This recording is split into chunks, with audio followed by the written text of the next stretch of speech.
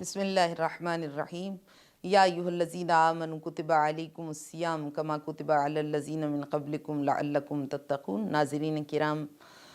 ہماری گفتگو اسلامی اخلاقیات کے حوالے سے ماہ مبارک رمضان کی مناسبت سے جاری و ساری ہے۔ آقا نامدار سرکار رسالت مآب صلی اللہ علیہ وآلہ وسلم کی احادیث مبارکہ کی روشنی میں اور قرآن کریم کی آیات کے ذیل میں ہم بات کر رہے ہیں کہ قرآن کریم میں خالق کائنات فرماتا ہے یا ایھا الذین آمنوا کتب علیکم الصیام، اے صاحبان ایمان تم پہ روزے فرض کر دیے گئے، کما کتب علی الذین من قبلکم، جس طرح تم سے پہلی قوموں پر روزے فرض کیے گئے، لعلکم تتقون، شاید کہ تم تقوی اختیار کر سکو اور پرہیزگاری اختیار کر سکو۔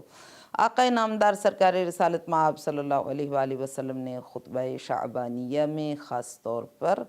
اور اپنے باقی احادیث مبارکہ میں بالعموم ماہ مبارک رمضان کے خصوصیات بھی بیان فرمائے،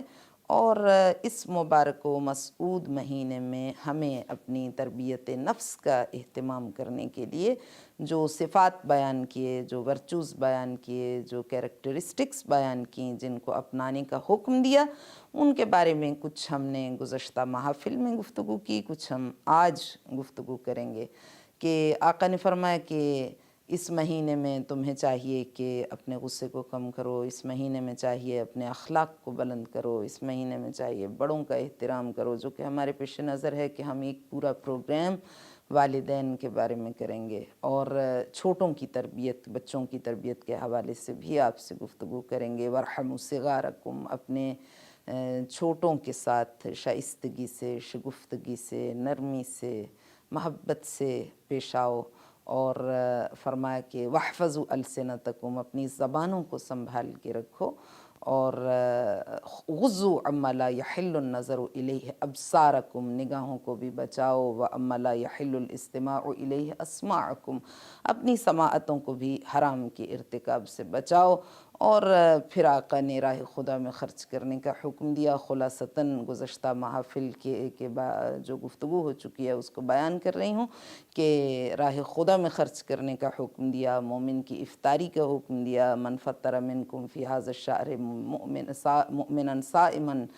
جو کسی روزہ دار مومن کے روزے کی افطاری کا اہتمام کرے۔ یہ ساری چیزیں ہمیں یہ سکھاتی ہیں کہ اجتماعی زندگی کو اسلام نے بہت زیادہ اہمیت دی ہے، جیسا کہ میں نے اپنی گزشتہ سے پیوستہ گفتگو میں آپ سے گزارش کیا تھا کہ جتنا بھی ماہ مبارک رمضان سے متعلق خطبہ شعبانیہ میں گفتگو کا مفہوم ہمیں دکھائی دیتا ہے، اس میں اپنی تربیت اور دوسروں کی خدمت پر فوکس کیا گیا ہے۔ یہ اسلام ہے، یہ دین اسلام ہے جو دنیا کا بیسٹ ریلیجن ہے، اور یہ ہم نے اس کو بیسٹ ریلیجن نہیں کہا بلکہ کائنات انسانیت کے دانشور اسلام کو دنیائے انسانیت کا سب سے بہترین مذہب ہونے کا اقرار کرتے ہیں اسلام کے لیے، کہ یہ دنیا انسانیت کا سب سے بہترین مذہب ہے جس میں انسان اپنی ذات کے لیے اپنے فرائض کا تعین کرے اور ان کی پاسداری کرے، اور دوسرے کے لیے اس کے حقوق کی ادائیگی کرے اور اس کے حقوق کا تحفظ کرے، حفاظت کرے۔ تو عرض یہ ہے کہ یہ تمام جو اخلاقی صفات ہیں، فضائل اخلاقی ہیں، ان کو تو آقا نے بیان فرما دیا، مگر مسئلہ یہ ہے کہ ہم ان فضائل کو کس طرح سے اپنائیں،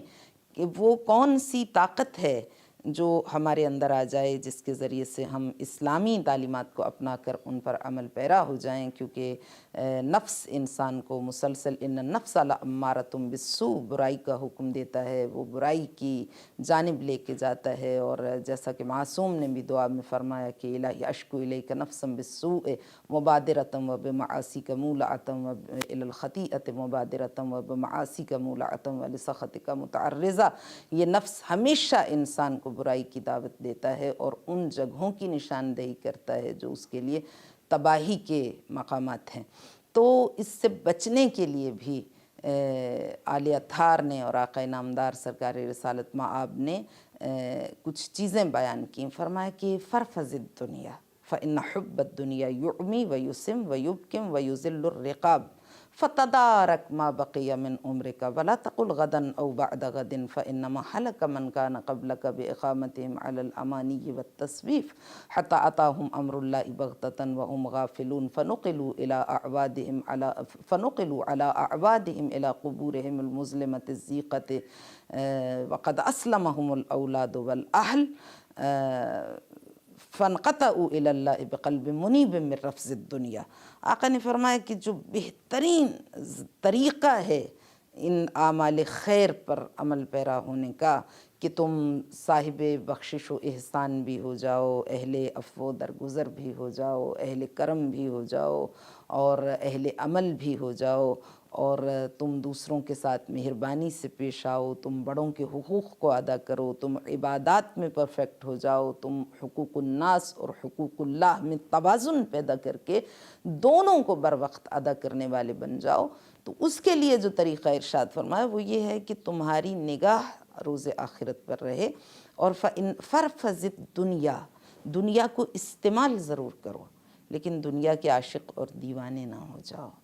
دنیا پر امیر بن کے حکمرانی کرو، دنیا کی زلف کے اسیر نہ ہو جاؤ، دنیا کو اپنی خادمہ سمجھو، تم دنیا کے غلام نہ بنو۔ تو کیا کرو؟ فرفض دنیا سے بے نیاز ہو جاؤ، بالکل اسی طرح جیسے تمہارا ایک غلام تمہاری بہت زیادہ خدمت کرتا ہے، تو تم نے اس کو غلامی کے طور پر اس کو اختیار کیا ہے تاکہ وہ تمہاری خدمت کرے، تم نے اسے اپنا امیر نہیں بنایا۔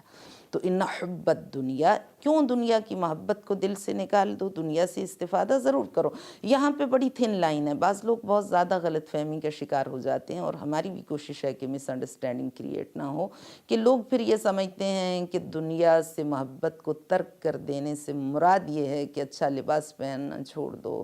اچھی رہائش اختیار نہ کرو، اچھی سواری نہ ہو، تمہاری لیونگ اچھی نہ ہو۔ تو یہ انتہائی جاہلانہ سوچ ہے، اور اس کی اصلاح ہونی چاہیے، اور ہمارے یہ پروگرامز اسی لیے ہیں کہ کانسیپٹس کلیئر ہوں اور ہمیں پتہ چلے کہ اصل اسلام کیا ہے۔ ہمارے معاشرے میں انفارچونیٹلی اسلام فہمی کا فقدان ہے، لوگوں کو اسلام کے بارے میں معلوم نہیں ہے، وہ یہ سمجھتے ہیں کہ اگر ایک اسلامک اسکالر کو دیکھا جائے یا ایک اسلامی شخصیت ان کے سامنے آئے تو وہ خستہ حال ہونی چاہیے، اور اس لیے کہ وہ ایک پریکٹسنگ مسلمان ہے، حالانکہ ایسا نہیں ہے، بلکہ ہمیں سیرت کے تذکروں میں یہ ملتا ہے کہ جب گھر سے روانہ ہوتے تھے تو کائنات کی وہ شخصیت کہ جو اپنے پشت کے مناظر بھی ویسے ہی دیکھتی ہے جیسے سامنے کے مناظر دیکھتی ہے، جسے نیند بھی نہیں آتی ہے، اور اگر اس کی بظاہر آنکھیں بند بھی ہو جائیں تو اس پہ نیند کا اطلاق نہیں ہوتا، پیغمبر گرامی اسلام صلی اللہ علیہ وآلہ وسلم کی ذاتی گرامی، جن کے لیے غیب بھی شہود ہے، جن کے لیے چھپی ہوئی چیز بھی ظاہر ہے، عیاں ہے، وہ آقا نامدار جب گھر سے تشریف لے جانا چاہتے تھے تو اگر کبھی آئینہ میسر نہیں آتا تھا تو برتن میں پانی بھر کے اس میں اپنے چہرہ مبارک کو دیکھتے تھے، اپنی زلفوں کو سنوارتے تھے، عطر استعمال کرتے تھے، اگر نیا لباس میسر نہیں ہوتا تھا تو صاف ستھرا اور خوشبودار لباس زیب تن فرماتے تھے۔ کون؟ جن کا پورا وجود خوشبو تھا، جو سراپا خوشبو تھے، آقا کی خوشبو رسالت کی خوشبو تھی، وہ پیدا ہی مجسم خوشبو کی صورت میں ہوئے تھے، تو یہ تربیت کر رہے تھے وہ انسانوں کی۔ تو ہمارے یہاں یہ ہوتا ہے کہ لوگ یہ سمجھتے ہیں کہ جو مذہبی شخصیات ہیں وہ دوسرے لوگوں سے الگ ہیں، حالانکہ اسلام نے دین کو دنیا سے الگ نہیں کیا بلکہ حدود معین کیے ہیں، حدود کا تعین کیا ہے۔ لہٰذا ہمارے یہاں یہ جو انتہا پسندانہ سوچ پائی جاتی ہے کہ اگر وہ عالم دین نہیں ہے، اسکالر نہیں ہے، اس نے علم دین کو حاصل نہیں کیا، طالب علم نہیں ہے، تو وہ مادر پدر آزاد ہے، اس پہ اسلامی تعلیمات پر عمل پیرا ہونے کی کوئی ذمہ داری عائد نہیں ہوتی، حالانکہ ذمہ داری تو سب پر یکساں ہے، کوئی عالم ہو یا نان عالم ہو، ذمہ داری سب پر یکساں ہے۔ اور ذمہ داری کیا ہے کہ حرام سے بچو اور حلال کو اپناؤ۔